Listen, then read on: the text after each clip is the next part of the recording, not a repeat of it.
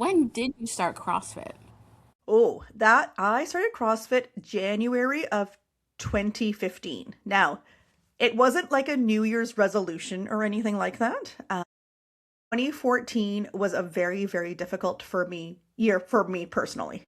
I was dealing with a lot of mental health things. I was just not being very kind to myself or my body, and started doing some therapy towards the fall of 2014. And then by December, I was like, I'd always been like fairly active and like, I had done some running, I had done yoga, I had done some weightlifting and really enjoyed that, but needed something a bit more structured. I'm very routine oriented. And a girlfriend of mine was going to Tyrannus at the time, and Tyrannus Athletics, that's where I work out.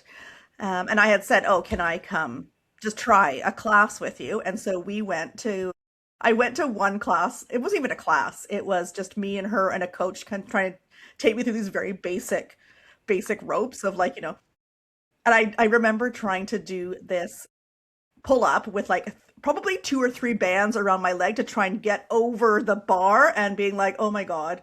And I remember seeing this very like fit tattooed guy across from me, and I swear he was just staring at me the whole time. Looking back, he was probably just doing his own workout and had no idea what I was doing. So, so after that, they had like a foundations like come 3 times a week for a month, and it's a group, so it's less intimidating. So I thought, fine, okay, I'll try this for a month. And I went into the first class. I was probably almost 40 at that point, so I'm feeling very old. And Cool. these young, fit kids are in there. So I'm like, great, I feel old and fat, and No. this is terrible. I can't I can't even Oh, lift like barely a dumbbell above my head. And those like first few classes were rough. Remember, I'm coming off of like some pretty bad mental health stuff. My self-esteem is really, really low. And I'm like, great, these fit kids, and there's this old lady in the corner, and I would come home and I'd be in tears. I'd tell my husband, I'm like, I can't do no. this. And he was like, no, you know what? He goes, you've committed for a month. You've paid for the month. Just do the month. And I was like, all right. So, I would go and, be like, I felt like I was being humiliated just because I wasn't very fit. Right. And, That's okay. and I was like, but, I did it for the month. And then I hired a coach to work with me one on one. And then I would do some classes. And yeah, oh my God, that was 11 years ago. That's And, amazing.